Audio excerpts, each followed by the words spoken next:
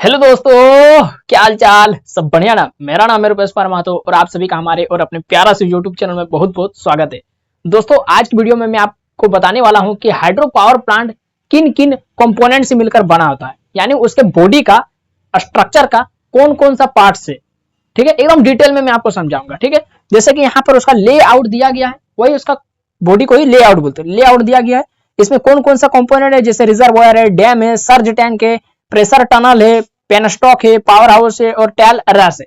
तो ये सारा कंपोनेंट का नाम यहाँ पर लिखा हुआ है, लेकिन इसका मतलब क्या होता है ये आपको नहीं पता चल रहा है। तो चलिए आज इसी के बारे में इस वीडियो में बात करें, तो आप वीडियो में शुरू से लेकर अंत तक जरूर बने रहिए।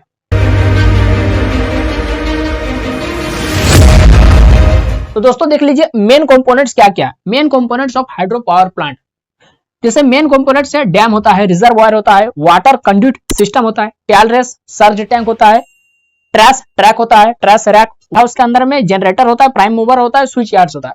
प्राइम मूवर का ही मतलब टरबाइन होता है। ठीक है, तो अब इस सब को हम लोग क्या करते हैं, बारी बारी से सबका एक्सप्लेन करते हैं। ठीक है, चलिए तो सबसे पहले दोस्तों देखते हैं, सबसे पहला जो कंपोनेंट है हमारा डैम या फिर क्या है, बैरेज। डैम या फिर बैरेज ये सबसे पहला है। जैसे कि हम लोग रिजर्वायर यहाँ पर लिखे हुए देखिए, डायग्राम लेआउट देखिए, सब कुछ आपका लेआउट में दिया हुआ है। तो रिजर्वायर यानी जलाशय, अगर हमको पहाड़ी इलाका में बनाना है तो सबसे पहले हमको क्या करना होगा, डैम बनाना होगा, या फिर बैरेज। बैरेज का मतलब होता है नदी बांध, नदी बांध। तो समझिए कि डैम क्या था। डैम किस लिए बनाया जाता है, ताकि हम हेड ऑफ वाटर को is constructed to provide head of water, यानी हम पानी को एक हेड दिया जा सके कि कितना मीटर है, कितना मीटर मतलब एक हाइट दिया जा सके। ठीक है, जब पानी को स्टोर किया जाता है और उसको एक हाइट मिलता है तब पर उसका प्रेशर बढ़ जाता है, उसमें पोटेंशियल एनर्जी बढ़ जाता है, बढ़ता है ना। उसके बाद यदि हम पानी को वहां से निकालेंगे तो बहुत हाई प्रेशर में निकलेगा, इसीलिए बनाया जाता है। Used for most of the high and medium head hydro power plants. इसका डैम का यूज हर जगह नहीं, मतलब सभी पावर प्लांट में, सभी हाइड्रो पावर प्लांट में नहीं किया जाता है। किसी, जैसे मैंने आपको बताया था classification of hydro power plant में, मैंने आपको बताया था कि run of river hydro power plant भी होता है, रन ऑफ रिवर प्लांट। इसमें क्या होता है, उसमें कि नदी के पानी से हाइड्रो पावर प्लांट नदी के पानी से चलता था। लेकिन हाई देखिए, हाई और मीडियम हेड पावर प्लांट के लिए आपका यदि एमसीक्यू में क्वेश्चन पूछा जाता है ये सब, तो ध्यान देखिए, अगर high and medium high head power plant के लिए आपको यदि पावर प्लांट बनाना है, ठीक है, तो उसमें आपको डैम बनाना होगा। ठीक है, या फिर बैरेज। इसको कहां पर स्थापित किया जाता है, सबसे मेन क्वेश्चन यही वाला है कि डैम कहां पर बनाया जाता है। समतल जमीन पर, ना घाटी के ऊपर, ना पहाड़ी के ऊपर। ठीक है, इस तरीके से। तो देखिए, dam are also build on the top of hills. पहाड़ी के टॉप पर डैम बनाया जाता है। ठीक है, समझ में आ रहा है। In case of pump storage power plant. उसके बाद देखिए, dams can be classified based on their. अब कितने टाइप के डैम होते हैं, देखिए मैं आपको काफी डिटेल में सोल्यूशन, मतलब इसका एक्सप्लेनेशन दे रहा था कि आपका एमसीक्यू यहीं पर कवर हो जाए। ठीक है, इससे एक भी एमसीक्यू छूटे ना। देखिए, डैम का भी क्लासिफाई किया गया, यानी कितने प्रकार के डैम होते हैं, कौन कौन से डैम होते हैं। तो फंक्शन के आधार पर, शेप के आधार पर, फंक्शनल कंस्ट्रक्शनल मटेरियल के आधार पर, डिजाइन के आधार पर और हाइड्रोलिक डैम्स के आधार पर। तो कौन कौन से डैम होते हैं समझ लीजिए, फंक्शन के आधार पर कि कौन क्या काम करता है। तो फंक्शन के आधार पर एक स्टोरेज डैम होता है जो स्टोर करने का काम करता है। डायवर्जन डैम होता है जो पानी का दिशा को मोड़ देता है। तीसरा डिटेंशन डैम होता है, मतलब पानी को एक जगह रोक देता है। तो ये डैम का फंक्शन के आधार पर टाइप हो गया। फिर शेप के आधार पर, तो शेप के आधार पर यानी डैम को कैसा संरचना, ये वाला कौन सा शेप है बताइए। ये वाला है ट्रेपेजॉइडल शेप है। देखिए, ये वाला है ट्रेपेजॉइडल शेप है। ठीक है, ट्रेपेजियम के शेप में, है ना। आप लोग मैथमेटिक्स में पढ़े होंगे, जब आप लोग 10 क्लास 11 क्लास में थे, है ना, तब आपने पढ़ा होगा कई प्रकार के शेप होते हैं। रेक्टेंगल होते हैं, ट्रेपेजॉइडल होते हैं, ट्रायंगुलर होते हैं, है ना, सर्कुलर होते हैं, बहुत सारा शेप होते हैं। तो ट्रेपेजॉइडल शेप का क्या होता है, ये डैम होता है। किसके आधार पर, शेप के आधार पर। आर्क डैम होता है, मल्टीपल आर्क डैम होता है। अगर आप चाहे तो ये सब का फिगर जो है ना, गूगल में सर्च करके देख सकते हैं कि कैसा इसका 3D फिगर होता है, यानी एकदम साइड वाला जो फिगर है वो दिखा देगा आपको। ठीक है, उसके बाद कंस्ट्रक्शनल मटेरियल के आधार पर देखिए, डैम स्टील डैम भी होता है, यानी पूरा जो डैम है वो मेटल का होगा, एकदम स्टील का होगा। सीमेंट का भी डैम होता है, अधिकतर जो डैम रहता है वो सीमेंट का ही रहता है। स्टोन मेंसोनरी डैम होता है। टिम्बर डैम लकड़ी का भी डैम होता है। भले यहाँ पर हम लोग देखने को नहीं मिलता, लेकिन पहाड़ी इलाका में डैम होता है, लकड़ी का होता है। ठीक है, डिजाइन के आधार पर देखिए, ग्रेविटी डैम, आर्क डैम, याद रख लीजिए, gravity dam, arc dam, buttress dam, embankment dams, उसके बाद स्पिलवे डैम्स। फिर हाइड्रोलिक डैम्स। तो हाइड्रोलिक डैम के आधार पर कौन कौन से डैम होता है, जैसे ओवरफ्लो डैम जो ऊपर से पानी रखता है। अगर सही समय पर अगर हम यहाँ से डैम को यदि पानी खोले ना तो ऊपर से डैम बहने लगता है, तो वो हो गया overflow dam, non overflow dams. तो ये सब आपको याद रखना है, ठीक है। अगर आप मान लेते हैं आपके एग्जाम में पूछा जाता है कि इनमें से कौन आपका शेप के आधार पर डैम नहीं है ना, तो मान लेते उसमें ऑप्शन दे दिया trapezoidal dam, arc dam, multiple dams, all of the above. तो मान लेते कोई बच्चे नहीं पढ़े तो वो क्या करेंगे, जैसे ट्रेपेजियम ये शब्द सुनेंगे, हाँ ट्रेपेजियम मतलब ये शेप के आधार पर है और बाकी ये दो को नहीं है, तो वो लोग कंफ्यूज हो जाएंगे, है ना। फिर ऑल ऑफ द अबव अंथाकन टिक कर देंगे। लेकिन आप लोग एकदम पढ़ के जाइए कि शेप के आधार पर ट्रेपेजोइडल से डैम भी होता है, आर्क डैम भी होता है, मल्टीपल आर्क डैम भी होता है, ठीक है। तो ये सब आपको एकदम याद कर लेना है, ठीक है। तो चलिए इसको आप स्क्रीनशॉट ले लीजिए और कॉपी में लिख लीजिए। और मैं बार बार बोल रहा हूँ कि ये जितना मैं किसी साइट से उठा करके नहीं लिखा, बल्कि आपका जो आपका सिलेबस में दिया हुआ है रेफरेंस बुक, एसएन सिंह का बुक से ये सारा कुछ मैंने आपको यहाँ पर लिख कर दिया, ठीक है। तो आप इसको स्क्रीनशॉट लेकर के कॉपी में लिख लीजिए और नोट्स बनाते चलिए। दूसरा कंपोनेंट देखिए दोस्तों, रिजर्वायर एंड फोरवे। ये रिजर्वायर क्या होता है, देखिए फिगर में, देखिए फिगर लेआउट में रिजर्वायर दिया हुआ है। रिजर्वायर मतलब जलाशय, जहां पर पानी एकदम भरपूर रहता है, प्रचुर मात्रा में रहता है, एम्पल क्वांटिटी में रहता है। इसका मेन पर्पस क्या रहता है, केवल बिजली उत्पादन ही नहीं, बल्कि इसका मेन पर्पस केवल बिजली उत्पादन ही नहीं रहता है, बल्कि इसका पर्पस पानी को स्टोर करना भी रहता है और सिंचाई करना भी रहता है। देखिए लिखा है the main purpose of reservoir is to store water which may be used to generate electricity and for irrigation purpose, ठीक है। इरिगेशन पर्पस यानी सिंचाई के उद्देश्य से भी और बिजली बनाने के उद्देश्य से भी यहाँ पर रिजर्वायर या फिर बांध बनाया जाता है, जलाशय बनाया जाता है। जो वाटर है, अब जैसा कि यहाँ पर बांध है, तो जैसे मान लेते हम लोग कहीं गांव में बांध रहता है ना, तो क्या कहीं से इधर उधर से पानी आकर भरता है, या फिर कोई मान लेते लाकर भरता है बांध को, नहीं ना, वो बरसात का ही पानी से अपने अब बांध भर जाता है ना। या फिर जब बरसात के दौरान, बरसात के दिनों में, बरसात के सीजन में क्या होता है, इधर उधर खेत वगैरह से रिस करके पानी बांध में आता है, जिस कारण से बांध भरता है। उसी तरह से यहाँ पर जो मेन जो सोर्स है पानी का भरने का, जो मेन सोर्स है वो रेनी सीजन के दौरान बरसात का पानी है। ये हो गया आपका रिजर्वायर के बारे में। अब फोरवे मतलब समझिए, फोरवे बच्चे समझ नहीं पाते। फोरवे क्या है, यहाँ पर जैसे सर्ज टैंक दिखाया जा रहा है, ये तो रिजर्वायर हो गया। यहाँ जो सर्ज टैंक दिखाया जा रहा है, देखिए ये क्या है, डैम में, और इससे पहले क्या है, जलाशय, मतलब पानी जहां पर भरा हुआ है, डैम में उसको इकट्ठा किया गया है, और डैम से फिर देखिए ये जो पाइप के द्वारा निकल रहा है, देखिए ये फिर निकल के पावर हाउस में जा रहा है। उससे पहले देखिए ये एक सर्ज टैंक में जा रहा है, एक टंकी में जा रहा है, ये टंकी को भर रहा है। ये जो टंकी है इसी को फोरवे बोलते हैं, इसी को। ये जो रेगुलेटिंग रिजर्व, ये क्या करता है, यहाँ पर हम लोग जब मान लेते हैं अभी पावर हाउस में, यहाँ पर भी एक ये रहता है, वाल्व रहता है, यहाँ भी हम बंद कर सकते हैं, पानी को आने से रोक सकते हैं। पावर हाउस में जब हमको बिजली नहीं बनाना रहता है, जब मान लेते हैं हमको टंकी से पानी नहीं, माने क्या बोले, जब हमको टरबाइन नहीं घुमाना, हमको बिजली उत्पादन नहीं करना अभी, तब फिर पानी को क्या कर देंगे, बीच में ही रोक देंगे।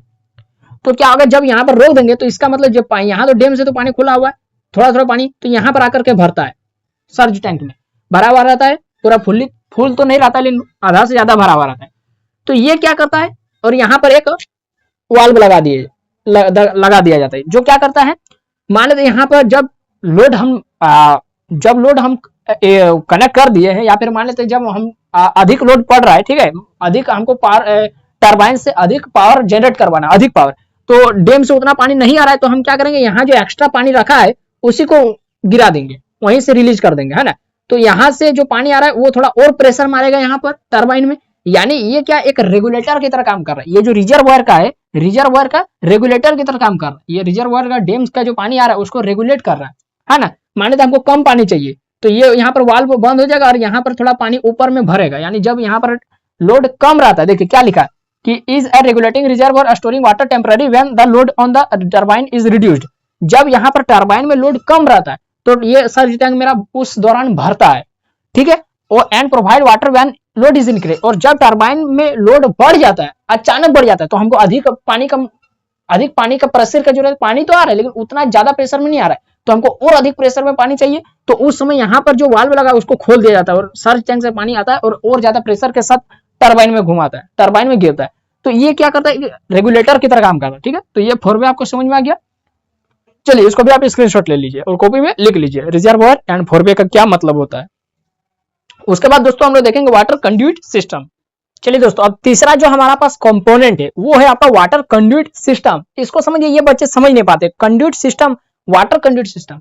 इससे पहले आपने ये जो कंड्यूट वर्ड पढ़ा था डिप्लोमा सेकंड सेमेस्टर में, आपको याद है, आपने FEEE में पढ़ा था कंड्यूट सिस्टम। उसमें आपने पढ़ा था सरफेस कंड्यूट और कंसील्ड कंड्यूट। उसमें कहां पर पढ़ा था आपने, वायरिंग में पढ़ा था, याद है, आपने वायरिंग में पढ़ा था कि जो दीवार के ऊपर से जो वायरिंग किया जाता है वो होता है आपका सरफेस कंड्यूट वायरिंग है ना, पीवीसी वायर लगाया जाता है उसके अंदर में, और अगर पेरिस के अंदर में, पुट्टी के अंदर में अगर पाइप बिछा करके लगा जा रहा है, वायरिंग किया गया है, तो उसको हम लोग बोलते थे कॉन्सील्ड कंड्यूट वायरिंग। याद है?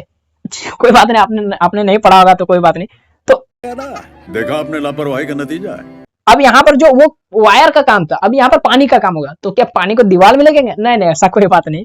कहने का मतलब है वो जो दीवार वाला था, वो उसका जो क्रॉस सेक्शनल जो था एरिया वो कम था। अब यहाँ पर जो बस उसी को थोड़ा साइज में बड़ा कर दे, मतलब नाला, सिंपल सा। वाटर कंड्यूट सिस्टम मतलब पानी को रिजर्वायर से लेकर पावर हाउस तक लेने के लिए एक नाला जो बनाया गया, उसी सिस्टम को बोलते हैं हम लोग क्या, वो जो नाला का सिस्टम है उसी को बोलते हैं वाटर कंड्यूट सिस्टम। ठेठ भाषा में बोल दिए। चलिए आगे देखते हैं क्या डिफिनेशन में क्या लिखा। A water conduit system carries water from the reservoir to the turbine of power house through the pressure tunnels or pipes called penstocks. क्या लिखा है? रिजर्वायर से लेकर पानी को टरबाइन तक, पावर हाउस का टरबाइन तक कैसे लाया जाता है? कई सारा पाइप के माध्यम से, या फिर प्रेशर टनल, प्रेशर सुरंग के माध्यम से, या फिर पाइप के माध्यम से लाया जाता है।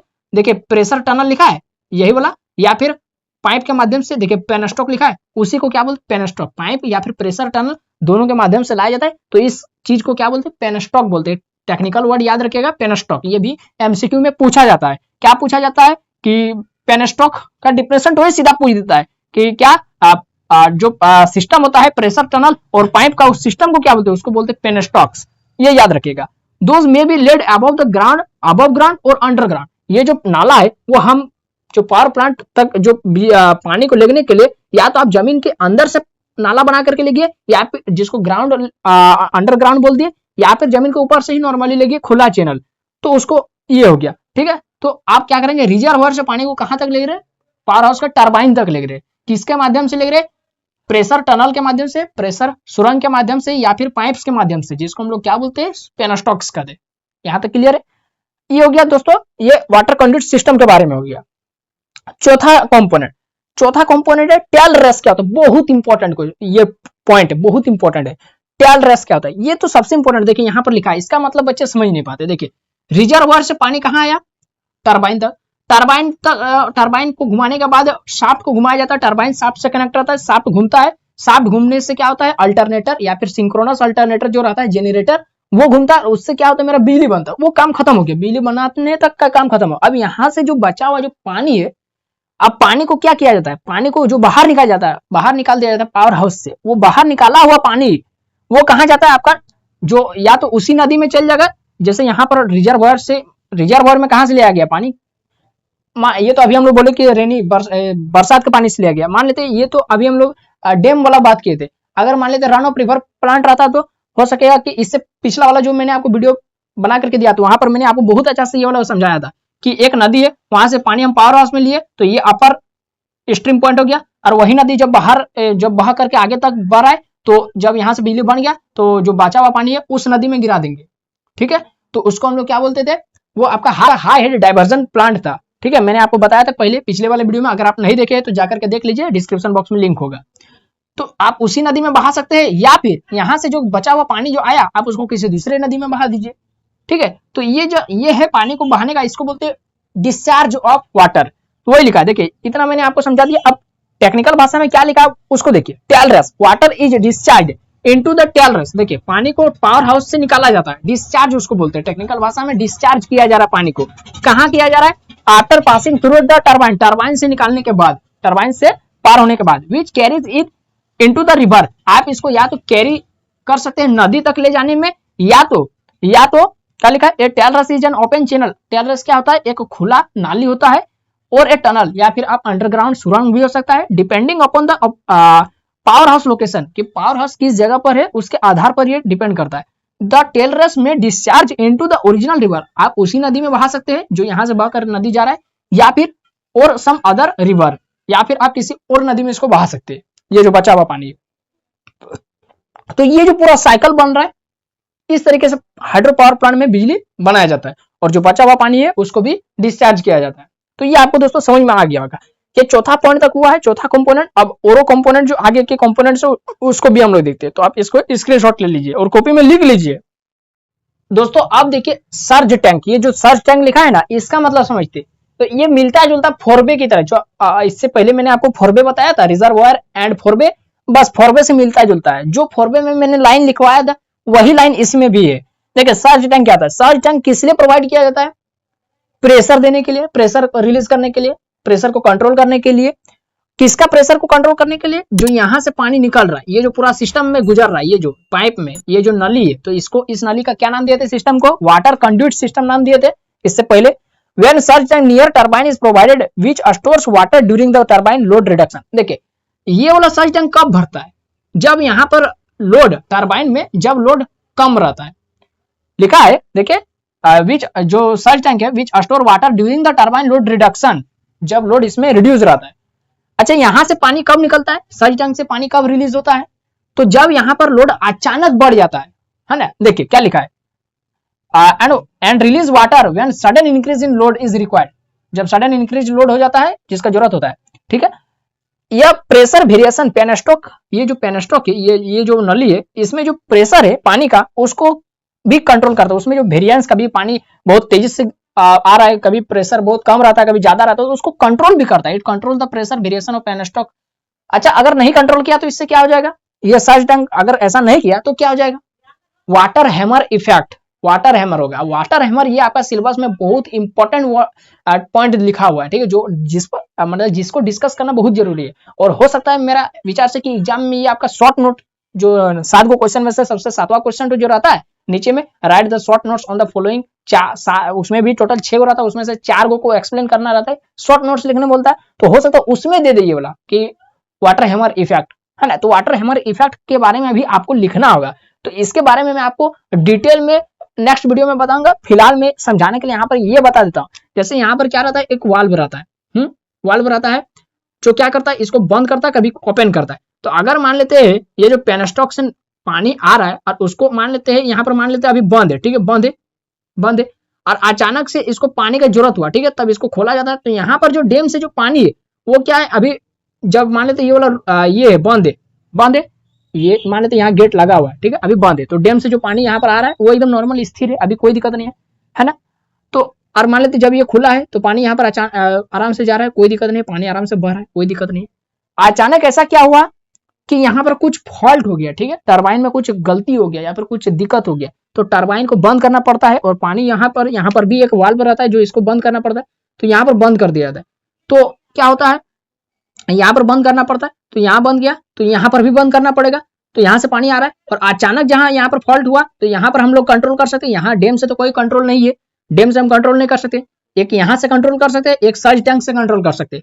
तो जब यहाँ फॉल्ट अगर हुआ तो हम सर्ज टैंक को तुरंत बंद कर देंगे, यहाँ से जो गेट लगा देंगे तुरंत। तो जैसे यहाँ गेट लगा दे और यहाँ से जो पानी आ रहा था तो उसको एक झटका लगेगा, तो पानी यहाँ से जो आराम से आ रहा था, आराम से अब क्या होगा, झटका लगेगा, यहाँ जैसे टकराया, यहाँ टकराया और इस तरीके से झटका लगा उसको, पानी को इस तरीके से पानी हो गया, झटका लगा, है ना। तो क्या हो जाएगा, इसी घटना को, इसी फेनोमेनन को हम लोग क्या बोलते हैं, वाटर हैमर कहते हैं। वाटर हैमर, पानी का हथौड़ा, हैमर का मतलब हथौड़ा होता है ना, पानी का हथौड़ा इसको कहते हैं, ठीक है। इसका प्रभाव क्या पड़ेगा, इसका प्रभाव ये पड़ेगा कि अचानक बहुत ज्यादा अमाउंट, बहुत ज्यादा प्रेशर में पानी को रोक दिया यहाँ पर, तो क्या हो सकता है कि ये जो पेनस्टॉक है, ये जो पाइप है, फट सकता है, ये भी तो हो सकता है कि फट जाएगा।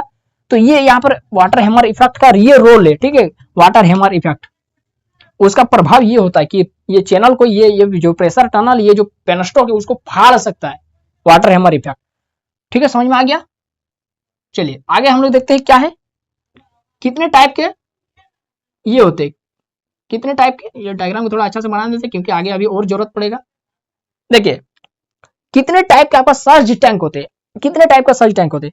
तो सिंपल टाइप का सर्ज टैंक जो यहाँ पर दिखाया गया है, रेस्ट्रिक्टेड और रिफिल टाइप का भी होता है।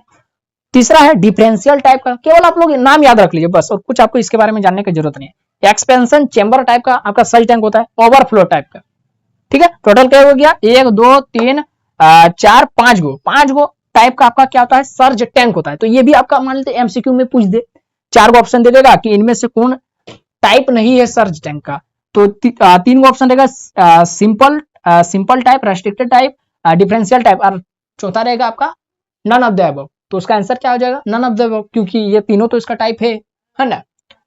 या फिर 2 को यहां से दे देगा, मान लेते रेस्ट्रिक्टेड और रिफिल टाइप और एक्सपेंशन चेंबर टाइप, और 2 को ऑप्शन कोई दूसरा दे दे, है ना। तो आपको क्या करेगा, या फिर 1 ऑप्शन कोई दूसरा दे दे और चौथा रहेगा नन ऑफ द अबव। तो क्या हो जाएगा, जो तीसरा जो ऑप्शन में है यानी जो मैच नहीं कर रहा है वो इसका आंसर हो जाएगा। कौन? सर्ज टैंक का टाइप नहीं है। तो ये याद कर लीजिए, ठीक है। सिंपल टाइप, रेस्ट्रिक्टेड और repeat type, differential type, expansion chamber type और ओवरफ्लो टाइप। चलिए इसको नोट कर लीजिए, फिर आगे देखते हैं। तो देखिए दोस्तों, अब छठा पॉइंट और सातवां कंपोनेंट, ट्रैश रैक क्या होता है और प्राइम मूवर क्या होता है। उसके बाद और दो को बचा रहेगा, पावर हाउस क्या होता है और एक क्या होता है स्पिलवे। स्पिलवे क्या होता है? मोस्ट इंपोर्टेंट स्पिलवे, उसको जानना बहुत जरूरी है, ठीक है। तो सबसे पहले ये सबको देख लेते हैं। ट्रैश रैक, अच्छा ट्रैश इस वर्ड का मतलब क्या है? ट्रैश, ट्रैश का मतलब आपको मोबाइल के गैलरी में लिखा होगा, देखिए खोल के ट्रैश रैक लिखा है सबसे नीचे में, जहां पर फोटो डिलीट करने के बाद जो स्टोर रहता है वो वाला ट्रैश, कचड़ा। अच्छा, ट्रैश का मतलब होता है कचड़ा, ट्रैश रैक, ठीक है। तो ट्रैश रैक मतलब क्या होता है? वो एक ये सिस्टम होता है जहां पर क्या होता है, जो पानी में जो मौजूद कचरा है वो सबको मतलब छान लिया जाता है, ठीक है। वो सबको अपने तली में बैठा लिया जाता है, यानी वो सबको छांटता है।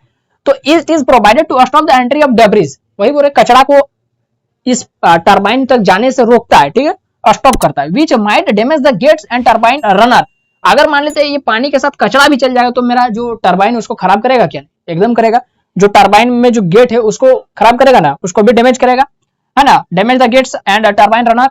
और इस पर ध्यान दीजिए, choking of nozzle of the impulse turbine, ये जो टरबाइन है उसके जो द्वार है, जहां पर नाक, उसको हम कह सकते हैं नोजल का मतलब नाक होता है, उसको क्या करता है? मतलब जाम कर देता है, अवरुद्ध कर देता है। चॉकिंग का मतलब होता है अवरुद्ध करना, अवरुद्ध, अवरुद्ध, अवरुद्ध मतलब रोकना, अवरुद्ध, अवरुद्ध कर देता है, ठीक है। चॉकिंग का मतलब होता है अवरुद्ध, किसको? नाक को। किसका नाक को? टरबाइन के नाक को। यहाँ पर इंपल्स टरबाइन, ये टरबाइन का टाइप लिखा हुआ है, ठीक है। तो ये जो टरबाइन है उसके नाक को ये क्या कर देता है? बाधित कर देता है, जैसे ठंडा के दिनों में, है ना। छोटे छोटे बच्चे, अभी तो इंस्टाग्राम में मतलब वो वाला बच्चा का रील तो देखे जो मतलब नाक से, समझ गए होंगे आप लोग, है ना। तू समझा? हाँ। नहीं, तू समझा नहीं। जो ठंडा के दिनों में क्या होता है? नाक जाम हो जाता है ना। तो उसी तरीके से टरबाइन का नाक को जाम कर देता, कौन? ये जो कचरा वो पानी के साथ आ रहा है उसको। तो अगर वो कचरा को नहीं छानेंगे, हाँ, तब तो मेरा डैमेज कर देगा, ये जो टरबाइन है टरबाइन को डैमेज कर देगा। और साथ ही साथ जो हम जितना बिजली बनाना चाह रहे उतना नहीं बन पाएगा, है ना, उसका क्वालिटी को डिक्रीज कर देगा। ये हो गया मेरा। और अच्छा, it is placed across the intake, यानी जहां पर द्वार तो है, जहां पर टरबाइन में अब पानी तो गिरने वाला, बस वहीं पर ये वाला रहता है, ये वाला। कौन? ट्रैश रैक, मोस्ट इंपोर्टेंट, इसको याद रखिएगा, ठीक है।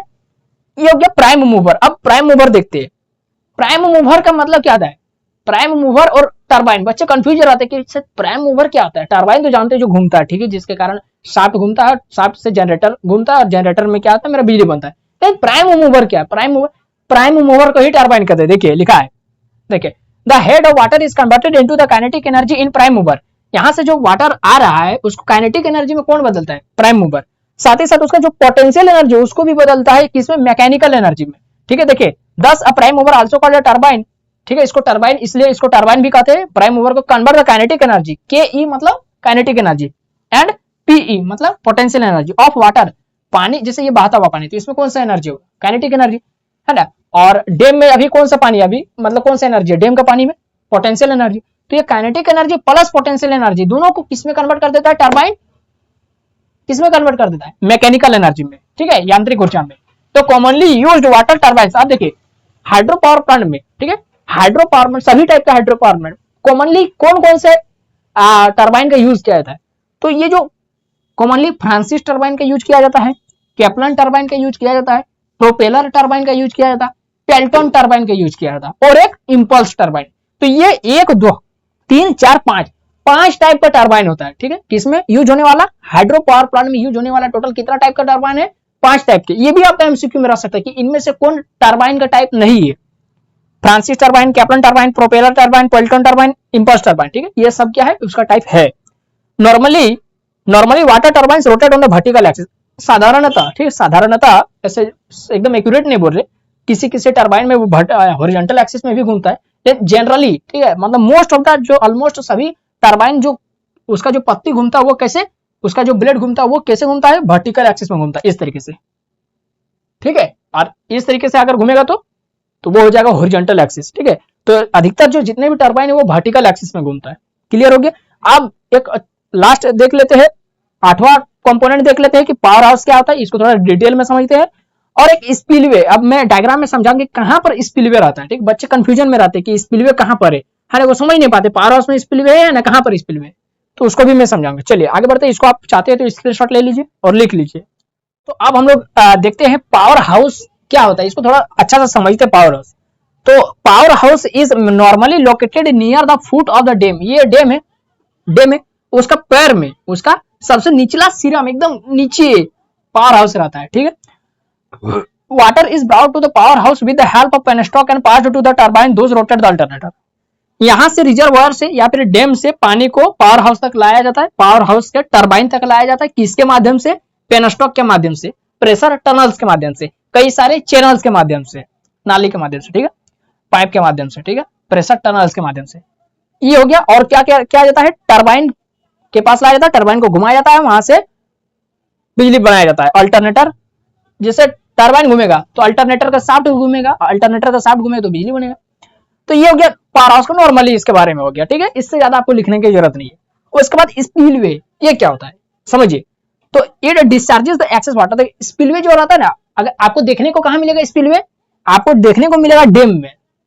ये जो डैम है ना, इसका स्ट्रक्चर में ही एक स्पिलवे मतलब सिंपल से समझ लीजिए आपका घर का दरवाजा टू, है ना, ठीक है, घर का दरवाजा टू। अगर मान लेते घर का, अगर मान लेते जैसे शादी ब्याह के दिनों में, है ना, क्या होता है घर में इतने ज्यादा मेहमान आ जाते हैं, इतने ज्यादा मेहमान आ जाते हैं कि घर पूरा भर जाता है ना। अब एक रूम का कैपेसिटी है 10 से 20 आदमी का, अब वहां पर घुसा दिए 100 आदमी, तो क्या धक्का मुक्की है, इधर गेट तोड़ेगा, कोई इधर ये करेगा, दीवार में मारेगा, हाँ कोई माथा पटकेगा, है ना, तो कोई दीवार में मारेगा और इस तरह क्या होगा, दीवार खुल जाएगा, है ना, क्या होगा, दीवार खुल जाएगा, है ना।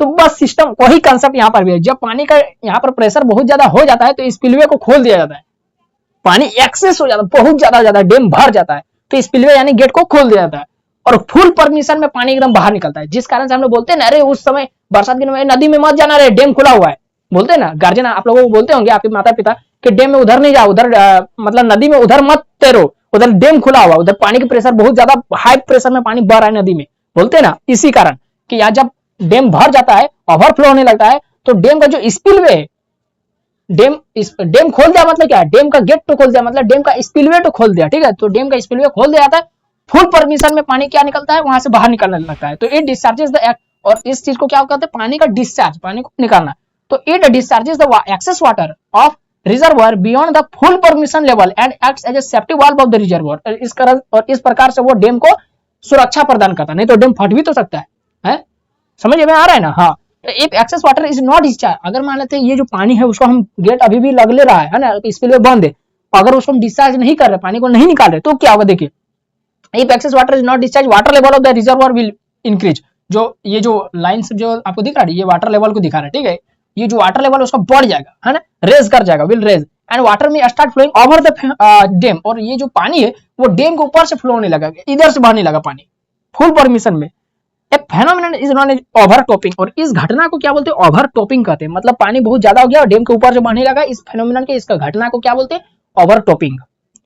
The spillway can be classified, अब स्पिलवे का भी कई सारे टाइप से, जैसे ओवरफ्लो स्पिलवे, ऊपर से बहने वाला स्पिलवे, साइड चैनल स्पिलवे, बगल से बहने वाला स्पिलवे, है ना। देखते होंगे किसी डैम, मान लेते पूरा ये है आर्क डैम है, आर्क डैम मतलब जो कर्व जैसा रहता है, सीमेंट का बना रहता है, कंक्रीट से, तो उसको क्या है, उसमें कोई खोलने का सिस्टम नहीं रहता है ना, डैम को खोलने का सिस्टम नहीं रहता, उसको क्या मान ले डैम भर गया है तो उसको बाहर से ही पानी निकाल दिया जाता है, बाहर से, तो उसी को बोलते हैं साइड चैनल स्पिलवे।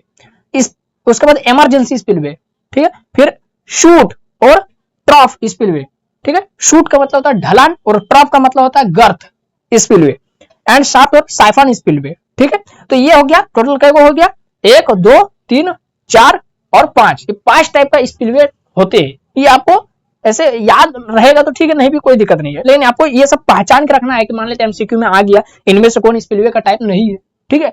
तो चलिए दोस्तों, ये सारा कुछ मैंने आपको जो मेन कंपोनेंट्स था ऑफ एसपीपी यानी हाइड्रो पावर प्लांट का, ये सुंदर से लेआउट है, आप लोग छाप लीजिए, देखिए एकदम सुंदर से, एकदम कोई इसमें ये नहीं है, टेल रेस से यहाँ पर जो पानी को निकाल दिया, पावर हाउस यहाँ पर है जहाँ पर टरबाइन को घुमाया जाता है, फिर ऊपर में सर्ज टैंक है, सर्ज टैंक में हाई प्रेशर के साथ पानी को बहा दिया जाता है, फिर ये पाइप जो सिस्टम आपको दिख रहा है इसको बोलते हैं पेनस्टॉक, और इसी सिस्टम को बोलते हैं वाटर कंड्यूट सिस्टम, जहां पर पानी को नली की तरह बहाया जाता है, मतलब टरबाइन तक गिराया जाता है। ये डैम जो पानी को स्टोर करके रखता है, ये रिजर्वायर एक जलाशय है जो पानी को स्टोर करता है।